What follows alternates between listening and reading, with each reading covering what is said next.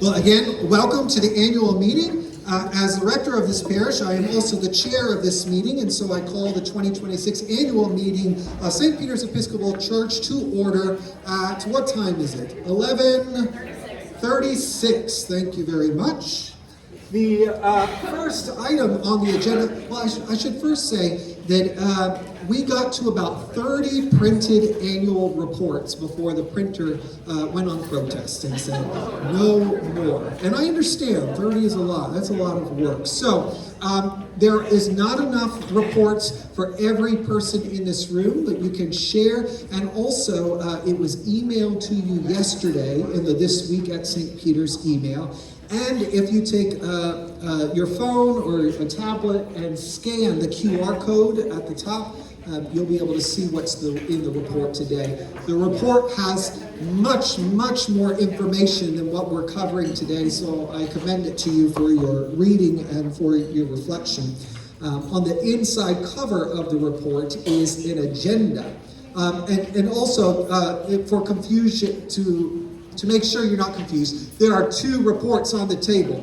One, what you're holding there, Betty and Steffi, are not reports. That is our calendar, and one is the report. So one says annual report, one says community offerings calendar.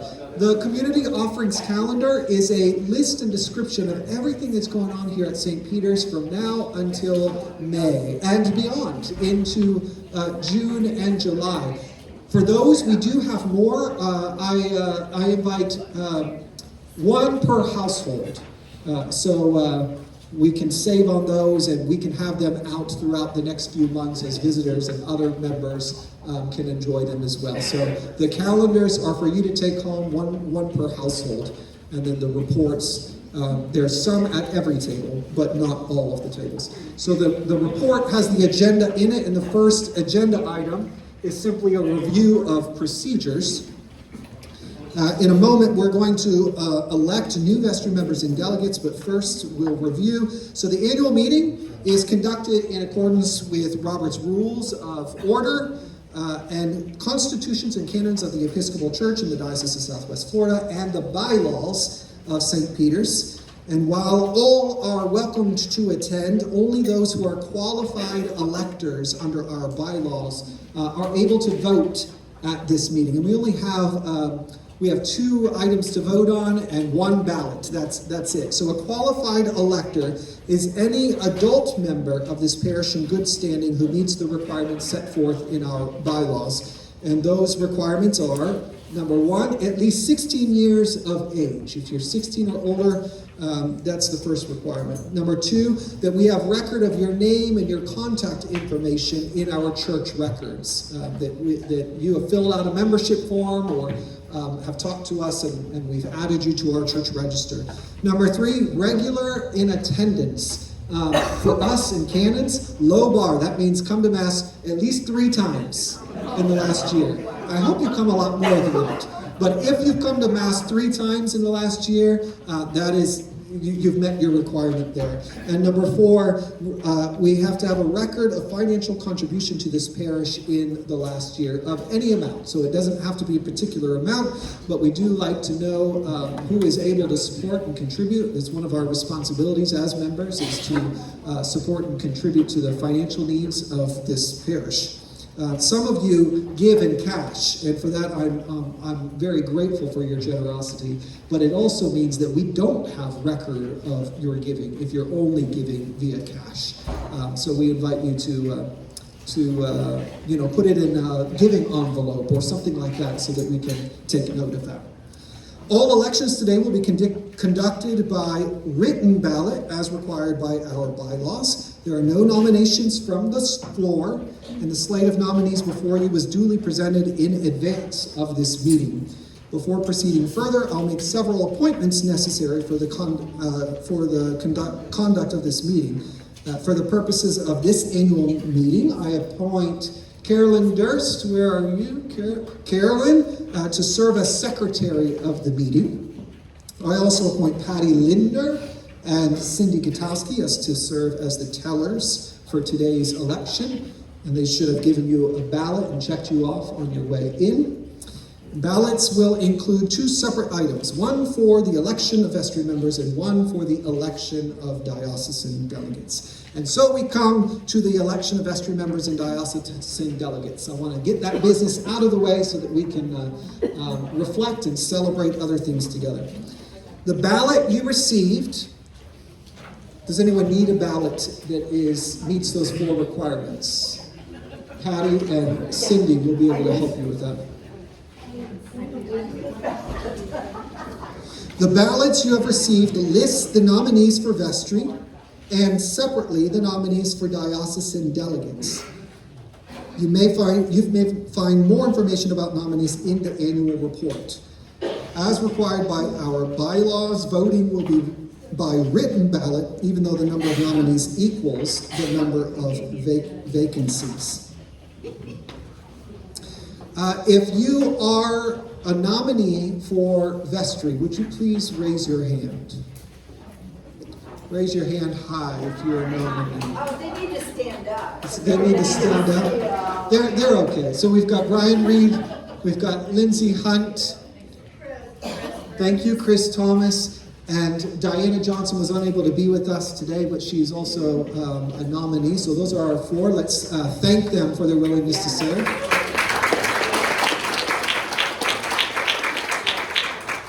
If you are a delegate to convention, would you raise your hand for a moment?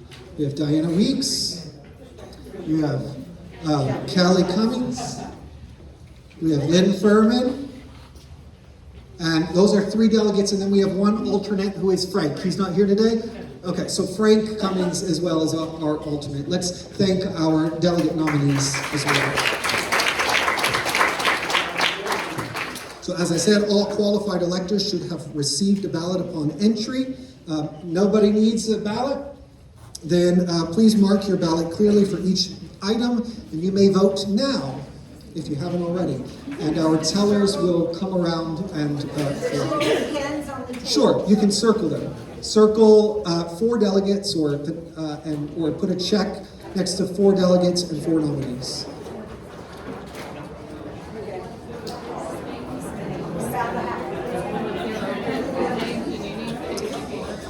So before we get a little too lost, while the ballots are being collected and counted, we are going to continue with our agenda. So I'd like to recognize Trey Stevens, our treasurer, forward to give the treasurer's report.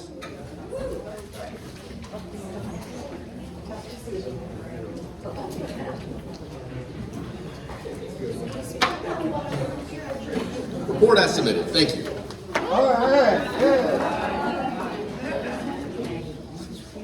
Well, thank you again. My name is Trey Stevens. I am your treasurer.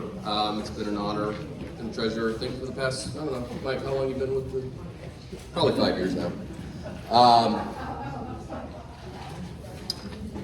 Overall, for 2025, we came in just a hair under in the red, $1,100. So we had revenue of $339,000 and change, and expenses of around $340. So from an accounting standpoint, that's pretty good. I mean, and it also means we're using our revenues in an efficient manner.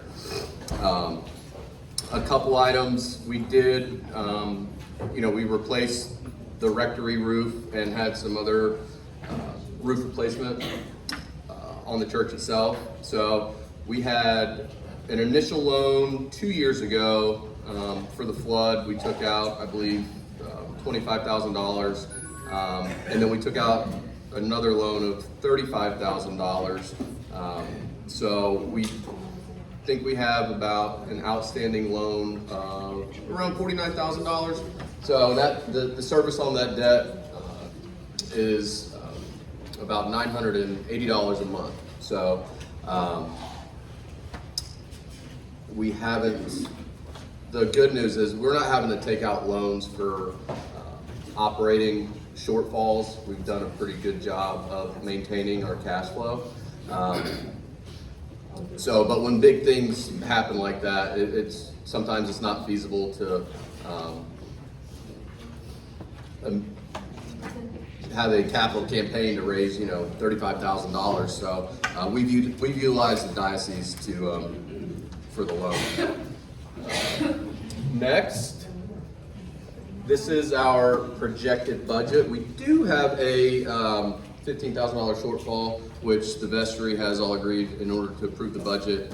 We'll be having a fundraiser with the hopes of shoring up that shortfall. So, and a lot of, I'm sure we all know prices are rising, insurance costs, our buildings and grounds, we do have older buildings, but, they're always in need of repairs and upgrades and stuff like that. So, a couple other things just on the endowment. I don't think we have the endowment stuff up here today, but we are very much ahead of our corpus, which is about $690,000. The balance in our endowment is over $800,000 right now. So, and we use that some of it's the general fund. We usually get about $4,000 or $5,000 to come into the general fund. What was that? How much? It's over $800,000. How much a year do we get for operating budget? From the endowment, we take 4% a year. About 4,000 of that, I think it was just under $30,000 we pulled from the endowment. So about 4,000 goes into our general operating budget, and the other is split between scholarships, which we gave $10,000 in scholarships monies, and then we were able to, I think we used about $6,000 to send our youth to Dayspring. So scholarship fund's doing really well. The other part gets utilized for the building fund. This is, it's our budget. So, it gets split up between clergy and staff, admin, and other ministry support, buildings and grounds. And again, when we give, we're not just giving to, up to a bottom line. We're funding all sorts of things, all of our ministries. This is our pledge report. So we had a goal of 80 households. We are at 76. So if you're a usual pledger, it's a good time to start. And you can see our 2025, we had 72. 24 was only 53. 24, we had 194,000. We increased that $100,000 in 2025. So, and we're at 281 right now. So, next. We have a generous parishioner. We are going to try to shorten the gap. So, we are at a $30,000 pledge shortfall, not an operating budget shortfall. So, up to $15,000 in new or upgraded pledges will get matched, and that will cover the pledge gap. So I want to emphasize that. Yeah, so we are only $30,000 for 1 month. If we do generally about $1,000 a day for ministry, we're only 1 month shy for our budget in 2026. Only $30,000. And we've had this wonderful, generous, anonymous donor say, I'm putting $15,000 on the table if you can raise an additional $15,000. So anyone that submits a new pledge or increases their pledge, that amount will be matched dollar for dollar if you do it before the end of this month. That's 2 weeks, January, this month. So you can do that right now while we're sitting here by scanning the QR code. I'm also putting pledge cards on every table so that I'm going to make this as easy for you as possible. Nothing We like are a captive so audience. grateful for your generosity. So if you do have your annual report in front of you, I don't know if it's up on the screen, but on page 13, it's our other donor-funded projects. These are projects that are outside of the normal operating budget, whether it be Laundry Love, our Angel Tree, Friends in the Park.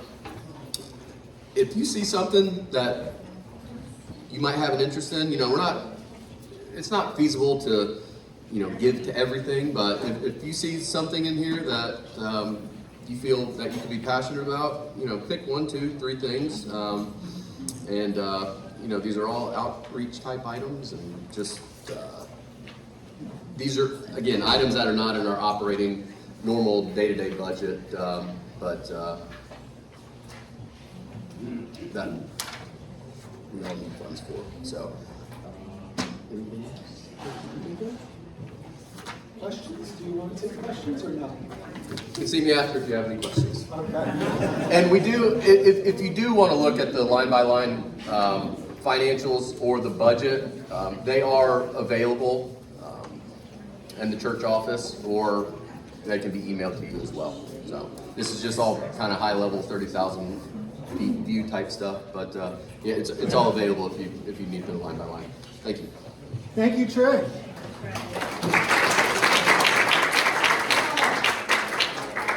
Again, I want to thank you for the incredible generosity of this parish. It really is incredible. And we are seeing so much life and engagement in this area and in other areas.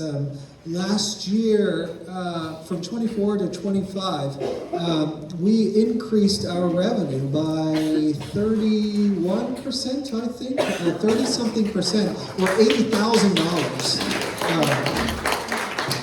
And that is significant. We're a small parish, and all of these funds are bare minimum. We don't have reserves. Not really. We have an endowment that we can't touch, and that helps support our ministry. But we don't have reserves, and so we really are living gift to gift. Paycheck to paycheck, and we are so grateful for you doing that.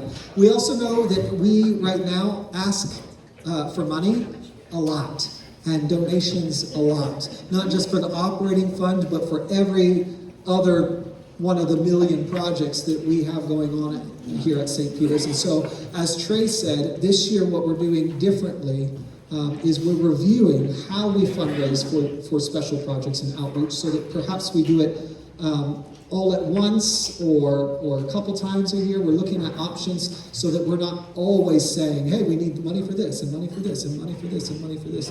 The other thing that we're doing is putting it in the report right up front as a sort of budget, so that these are all the things that we're going to be asking for in addition to our operating fund and our day-to-day ministries. And so we do not expect you to give to every single project that we do at St. Peter's.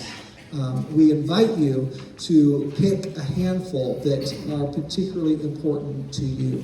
Pick 2 or 3. In fact, if you have a pen and you have a report, I invite you to just go ahead and highlight or mark which ones of those projects are particularly important to you. And then celebrate the others. But don't give, right? Give to the ones that are really important to you, and we have enough in our community to support these projects. Others will give to those other ones. So thank you for that. Derek, Yes. if somebody just gives a one-time addition, does that help toward the 15,000? If they give a one-time addition, yes, if that is considered part of their pledge. And so you can pledge $100 for the operating fund of our 2026 campaign, and that would become $200 under this matching campaign. It's not just any gifts or donations, it's pledges, but any gift or donation can be a pledge if designated so. Next up is the state of the parish, or the rector's report, and I've already written it for you, so I'm not going to read it for you. I just want to summarize, and I want to say what an incredible, beautiful, fantastic year we've had here at St. Peter's in 2025. Don't you agree? I agree. Yes.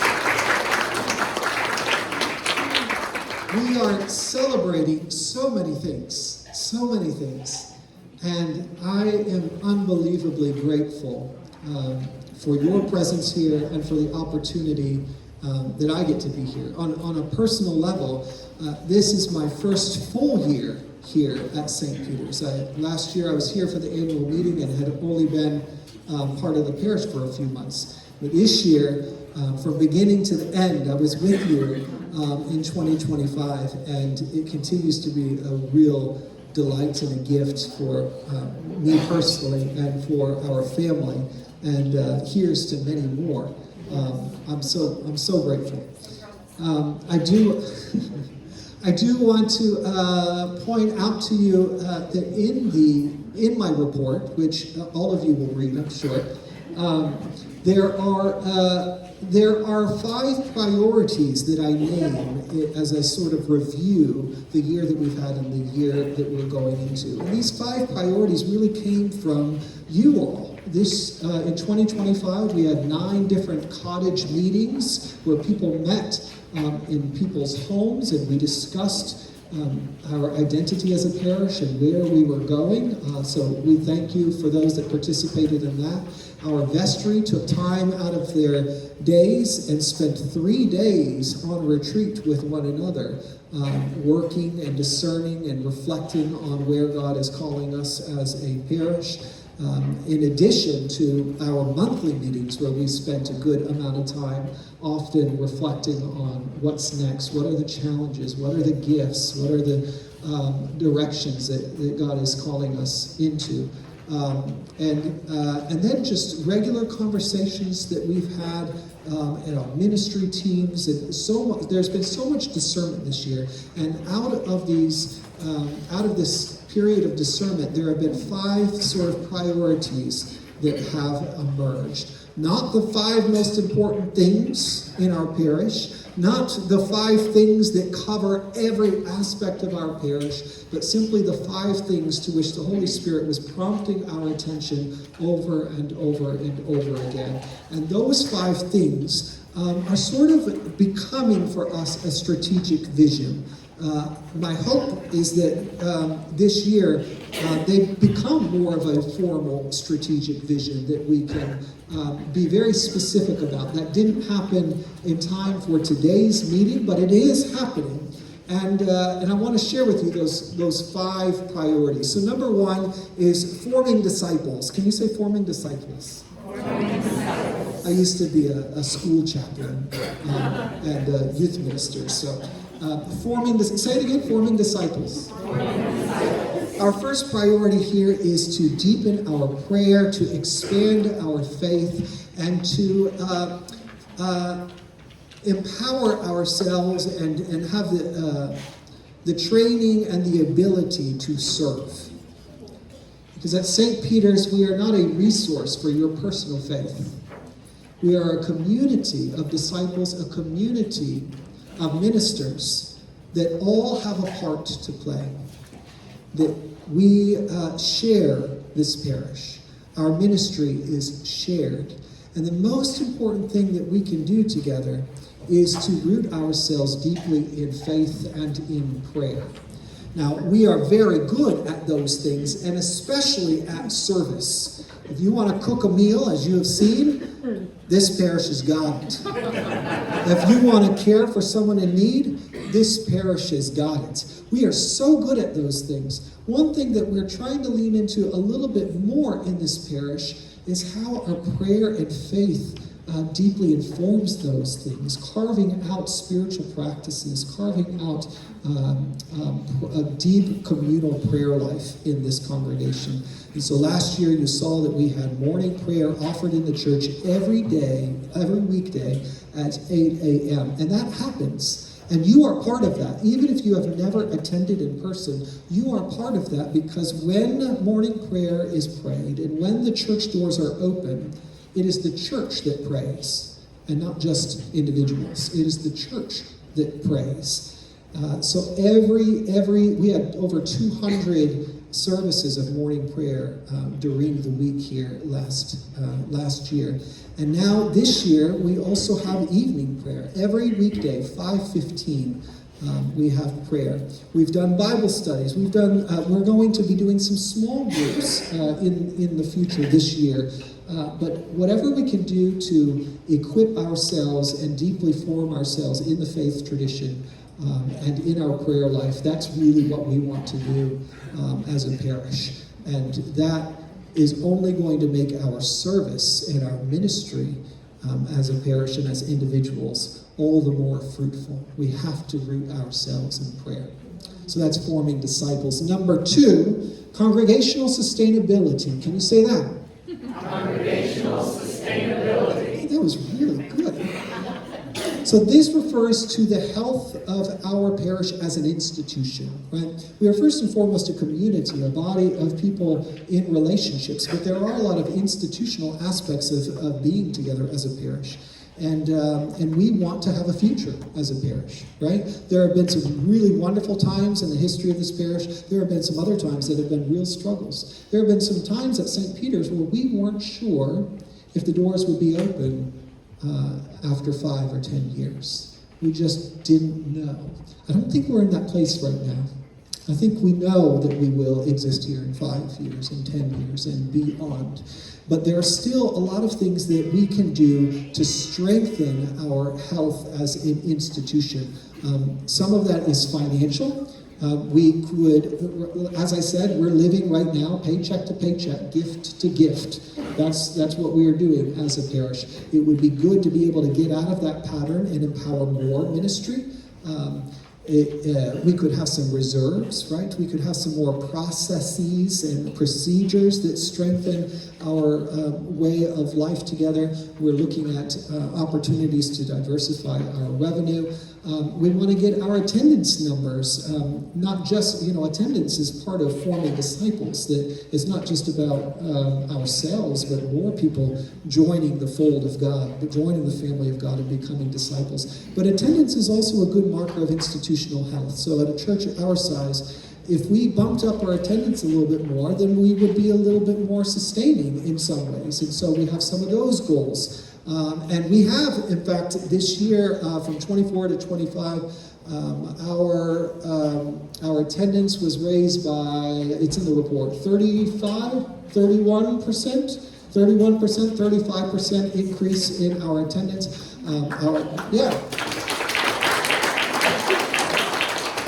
So our average Sunday attendance in 24 was 70-something. Our average Sunday attendance in 2025 was 103, right? So that's wonderful. Just for your reference, in the report, there's a timeline throughout history going all the way back to 1950 about what our attendance has been like here at St. Peter's. And we have not quite made it back to our pre-COVID numbers as far as attendance. And again, attendance isn't everything, but it is a helpful marker of where we are as a parish. Another metric to celebrate, this past Christmas Eve was our most attended Christmas Eve in 15 years. Isn't that wonderful? So all of these kinds of things are related to congregational sustainability. I myself also am serving, just started serving for the diocese on a working team. And Mike Boer, our canon for finance and administration in the diocese, is also serving on that team. But it's a team for researching and studying congregational sustainability in the diocese. So this really coincides with the greater work that we are doing as the Episcopal Church in Southwest Florida. Number 3, campus missionality. Campus missionality. You almost missed it there. Campus missionality operates under the assumption that our campus is not just where we do ministry, it is a means of ministry. It is a vessel of ministry. There are ways that people are touched just by our mere existence here. But we also recognize that our campus has some work to do, that there are underused places, there are unused places, there are overused places on our parish. And so we have a lot of work to do in on our campus to make sure that all aspects of our campus are used well for ministry. And this kind of comes in 4 steps as I see it right now. The first step is taking inventory of what our campus is like now. What is the state of our campus? What deferred maintenance do we have? What inspections do we need to do? All different kinds of, how many Sunday school classrooms do we have? All of those types of things. And we have accomplished a lot this year on that. We've done inspections of the house across the street, Davenport House. We've done inspections of Hargrave House. We've done an assessment of the whole campus and some of our deferred maintenance and opportunities for development. So that's number one, is just taking inventory of what we currently have. Number two is assessing what we need, not just in this current moment, but anticipating in the future. So in 5, 6, 7, 10 years from now, what is our parish going to look like? How many Sunday school classes do you think we'll need? Right? Little questions like that. So before we begin to do any building or remodeling or renovating or things like that, we need to know, what is our church going to look like in the future? We want to design for that. We don't want to design for what we have now. We want to design for what we have in the future. And so that's the work that we'll be doing, and I'll be putting together a group this year to undergo that work. The third step is then taking what we have and our needs and designing something and having a capital campaign to get it going, right? And that's the fourth part as well, is actually doing the work. So this is a long process. It's going to take a long time. It breaks my heart that there are parts of our campus that are essentially unused. But it's not because we're doing nothing. It's because we're going through the very intentional work of discernment to reflect how God is calling us to really use our space in ways that further the kingdom. So campus missionality. Number 4, children and youth ministry. This is the one that everyone talks about at St. Peter's. We love our children and youth. We've put it straight into our mission statement. And so we are going to continue to reflect on how we can prioritize and create the best place for our children and youth. I think you've seen a lot of work over the last few years in those areas. And even this past year, there's a whole list in the report of different things that we've done or adjusted this year. And we're seeing the fruit of that. We see a lot more children this year than we did the year before, than we did the year before. So it's a wonderful opportunity to prioritize children and youth. And we prioritize them because Jesus said the kingdom belongs to them. Right? Sometimes we say they're the future of the church. Well, no, they're actually the present of the church, as we are as well. Like they belong to this church now. They're not going to join it later when they grow up. They belong to the church now. And so we want to make sure that they have a full place in our congregation. We expanded our Sunday school offerings significantly this year. We started the St. Nick's Chapel in the church as an experiment, and it seems to be going really, really well. And all the formal review process we've taken have encouraged us in that area. There's so many different things that we're doing in that area, and we see a lot of fruit of it. One thing that I am increasingly thinking about is we started our youth group back this year as well. If we continue to grow as fast as we are with children and youth, we are inevitably going to need to look at staffing. And that is a big jump for us. But the leading of the Spirit isn't almost always a big jump for us. So I just plant that as a seed. I don't think it's going to be very long before we're going to have to take serious consideration of what the staffing support of our children's and youth ministries looks like, and we've got to figure out how are we going to make that happen. Number 5, community engagement. This is simply about our presence and relationship with the community around us. That we are having partnerships, that we are visible in the community, that we are active, that people know that St. Peter's exists, not so that they can become members here necessarily, I would love for that, but because they know that we care about Plant City, that we want to be involved in the life of Plant City and beyond. And so we are looking to form more partnerships. We're partnering with the Plant City Homeschool Collective a little bit, also getting a little bit of income by having an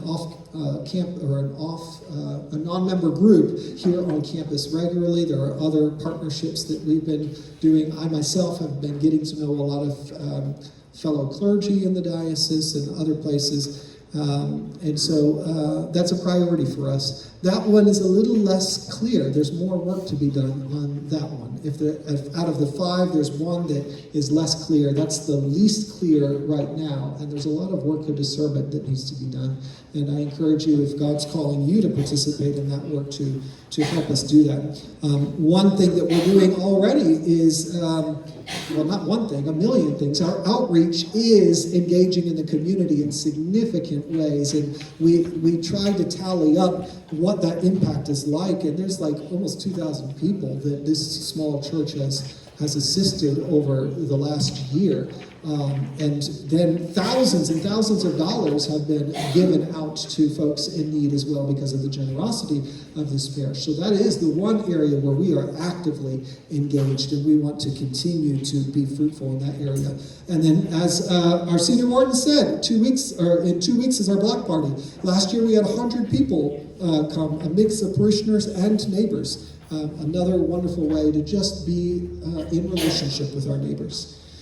So those are the 5 priorities. I encourage you to read the report. But again, I'm just so grateful, so grateful. Now, all of these things are important. Attendance is important, metrics, money, all of that's important. But what's most important is our life together in prayer. And so my call to action, or my invitation for you, the most important thing you can do for St. Peter's is not join a committee, is not to write a check. It's not to do all these kinds of ministries. I hope you do those things. They're really important. But the most important thing that you can do to support the ministry of St. Peter's is hold us in prayer and to show up for prayer. That means you come on Sundays to Mass. That is support. The church is not here just for your own personal faith. The church is here as a community. And we need one another, and we need our prayer life together. So just coming to Mass is incredible. Most important thing you can do. Just coming to morning or evening prayer, that is the most important thing you can do. So I invite you, pick once a week, once a month, once a year, pick a time when you can come on a weekday and join us in morning or evening prayer, and keep coming to church, because our prayers are what support this parish and the ministries of this place.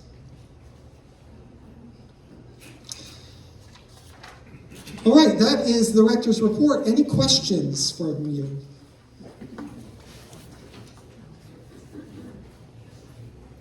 I think we should give ourselves a hand. We did a wonderful Hey! Well done, folks. Well done. Then we're coming to the end of our meeting, but before we do that, another very important thing is our special recognitions. We have a few recognitions to make. First, we'd like to thank 3 vestry members who are completing their terms of service. If you are completing your term on the vestry, would you please come forward? We have Patty Boer, we have Cindy Gutowski, and we have Patty Linder.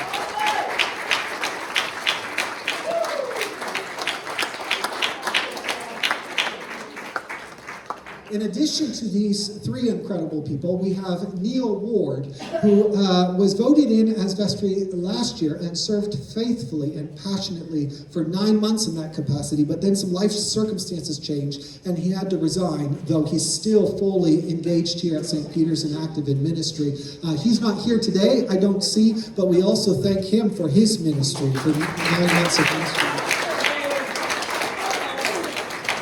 Now, normally a vestry term is for 3 years, and you're not allowed to serve more than 3 years in a row. How many years did you serve? 4. 4 years? 5. 5 years? 4 years? Isn't that amazing? So I said you're not allowed, but these folks, in a time of transition that was particularly challenging for this parish without consistent leadership and all of that, they went to the bishop and asked for special permission to keep serving on the vestry. That's what happened, right? They said, we don't want to go off, we want to keep going. So we are so grateful for your ministry. Patty Boer has served as our senior warden. Incredible.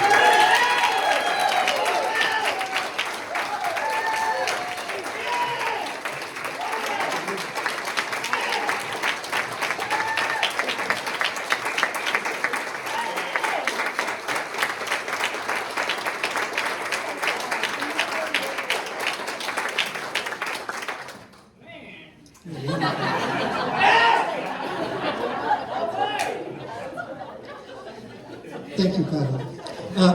Patty Linder served as our secretary, and Cindy Katowski has championed children and youth for years in a special ministry.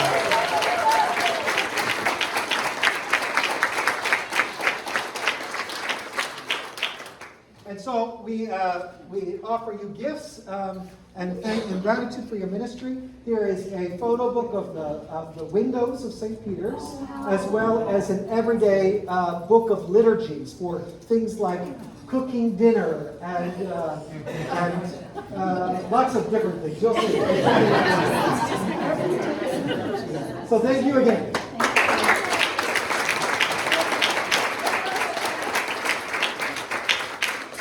In addition, I'd like to offer a word of thanks to those who served as diocesan delegates to convention this past year. You can stand where you are. Karen Price, yes.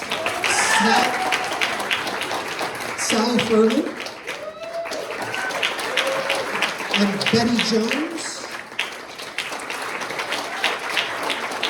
Thank you. And Frankie, you were willing and elected, and things didn't churn that way. You didn't serve for real, but you were willing, and we are thank you so much for that as well. In addition to our three lay delegates, we also have Deacon Denise and myself. And so our delegates serve at the diocesan convention, and they represent us as the convention does the business of the church, and so we are grateful for your service for that. I also want to thank our staff for their continued ministry, as well as Deacon Denise, who is non-stipendiary, but doesn't act like it, because she is fully invested here as well. So if you serve on the staff, could you stand as well? Deacon Denise, Helen Jones, and Tony Wilson.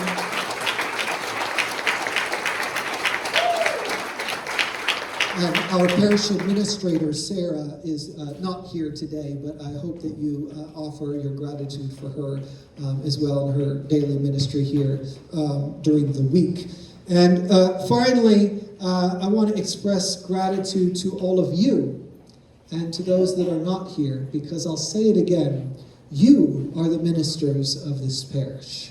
You may have one rector, you may have a few clergy, you may have a few staff members, but we have hundreds of ministers.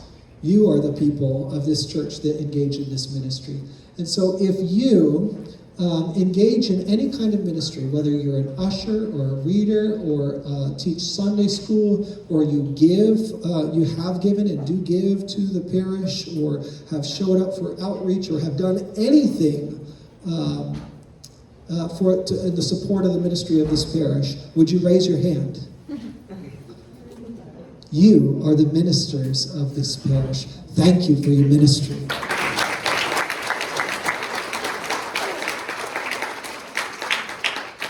Are there any other recognitions? Thank you, Patty.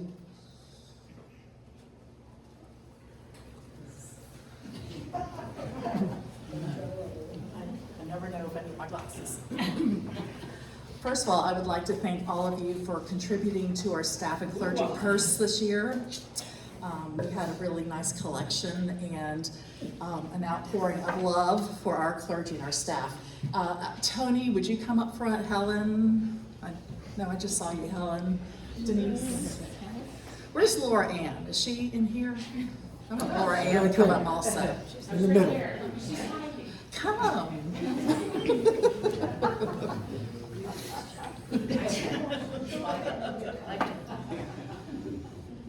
So if you do not know, Tony is our sexton. He cares for our buildings, And Tony, we thank you so much for taking care of St. Peter's, especially taking care of our worship space. Your hard work and attention to detail makes our church feel welcoming and peaceful and ready for worship. Thank you so much.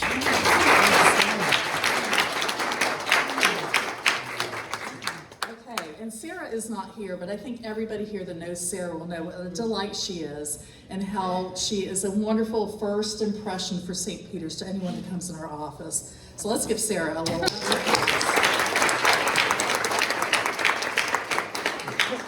All right, Helen. Thank you so much for sharing your gift of music with St. Peter's. You managed to make music with whatever the choir is that you have on a given day. And you bring music and beauty to our worship, and we just really appreciate everything you bring, and we love you. Thank you.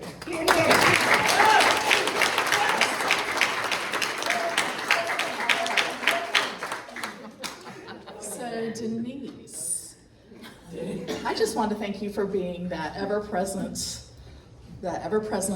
person here during our transition. You brought us into a time of prayer during our transition by asking us to use the prayer for the seeking of a rector, and that became a real important activity to all of us to engage in that prayer regularly. And was one of the most meaningful things about the search for me, is that we were centered in prayer. And I just really appreciate that. And I love how you have such a heart for outreach and push us to do more than we think we can. And I really appreciate that. We love you and we thank you.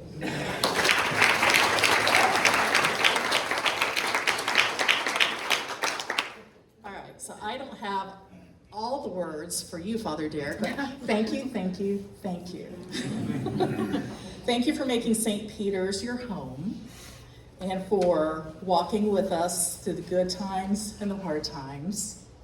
Thank you for the hospital visits, blessing our pets, baptizing our children, and for your creativity and your energy.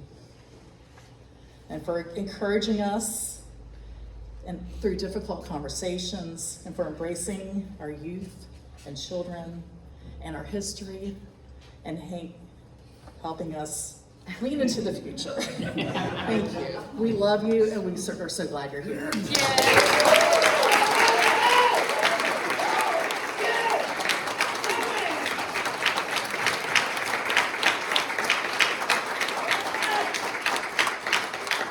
And for Laura Ann, thank you. Father Derek could not do what he does without your love and support. That's right. I know we take up most of his headspace, and we love that you are with him in his journey and that you support him, and we thank you very much.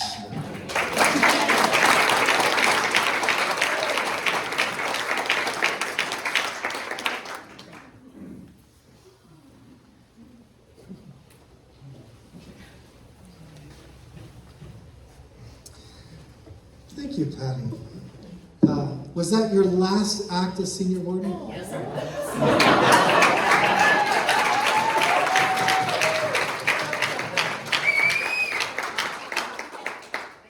We're approaching the end, so I now recognize the Tellers Committee for the report of the election. Do we have our tellers? Have you done the count? We are. Cindy's representing the committee. Would you like it? Would you want to do the honors? Okay. I would love to. I am very proud that these. I know the step stool, we need the step stool. That this parish has voted for our vestry Lindsay Hunt, Diana Johnson, Brian Reed for the 2-year term, and Chris Thomas.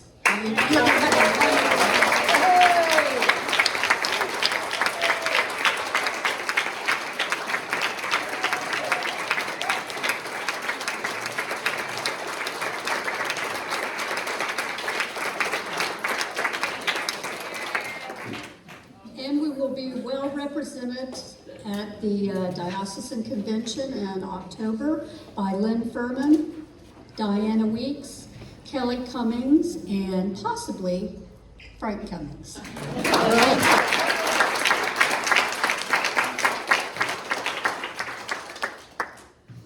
Thank you. So on the basis of this report, I declare the nominees duly elected to the vestry and as diocesan delegates in accordance with our bylaws and the canons of the church.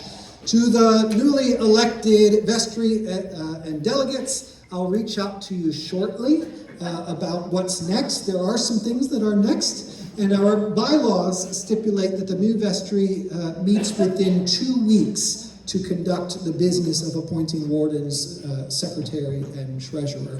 And so be on the lookout as I reach out to you for that. So again, let us give thanks one more time to God for those who have been called to serve and pray for them as they begin their ministries.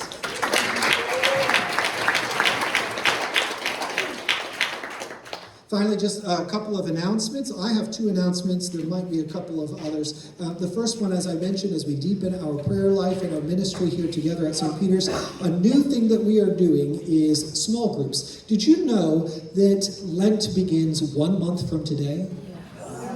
Yeah, 1 month from today, February 18th. And the choir grows.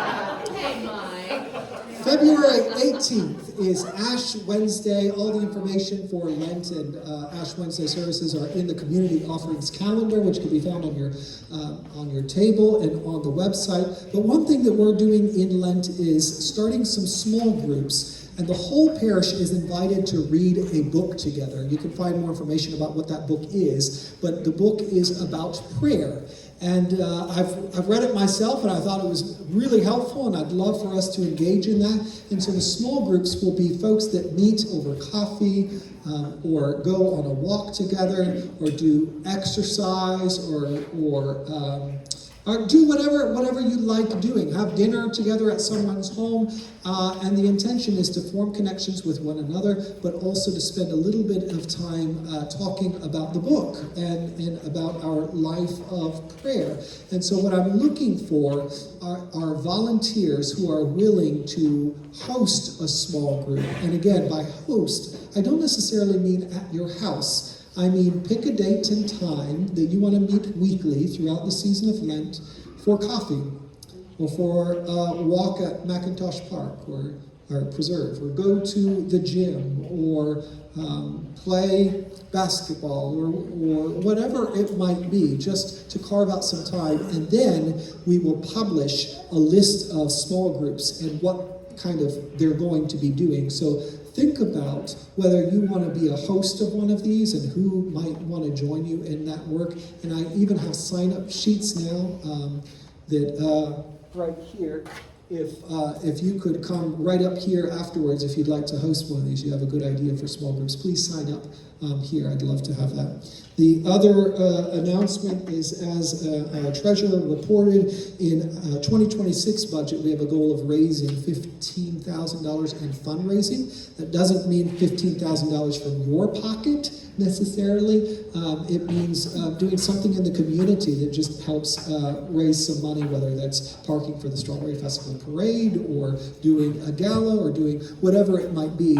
We need to raise that. Christy Lyle is going to help lead that work, and she's looking for folks to join her. Do you want to say anything about that, or Sure. have I said it? You come forward? So I was thinking after the You want a mic? Do I need it? Yeah. Never have I been told that I have. You hear me better now? Yeah. Okay, so I was thinking that after the meeting, if anybody is interested in helping fundraise, because we, as a vestry, recognize the fact that you guys are asked a lot of, correct? So we need to find sources to help our church outside of the church. And so we're thinking of a larger scale fundraiser, community oriented. And so if anybody is interested in being on a committee for that, I would like to meet today afterwards. There's a sign-up sheet. But just to get some ideas going, like you said, you know, a gala, a golf tournament. It could be one fundraiser, it could be multiple fundraisers, but just getting some ideas going. But please, there's room for 12 people on this list. So please, meet me in the back of the room after. Thank you. Are there other announcements that I'm missing for the good of the order? Of course, read your emails, look at your books, community offerings calendar, read the report, and that will answer a lot of questions that you might have. We began this meeting at 11:36. It's 11:31, 11:32. I'm sorry, 12:31, 12:32. I don't know how we would time travel. The point is, less than an hour. We're doing good. So I invite you to stand as you're able once more. And let us sing together. Praise God from whom all blessings flow. Praise Him, all creatures here below. Praise Him above the heavenly hosts. Praise Father, Son, and Holy Ghost.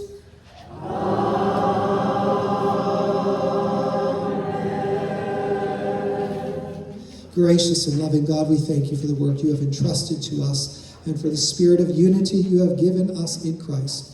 Bless those who have been elected to leadership, strengthen those who serve, and guide this parish in the year ahead. Keep us faithful in prayer, generous in love, and joyful in hope through Jesus Christ our Lord. Amen. There being no further business, this annual meeting of St. Peter's Episcopal Church is now adjourned at what time? 12:32. I invite you to help us clean up. Otherwise, go in peace to love and serve the Lord.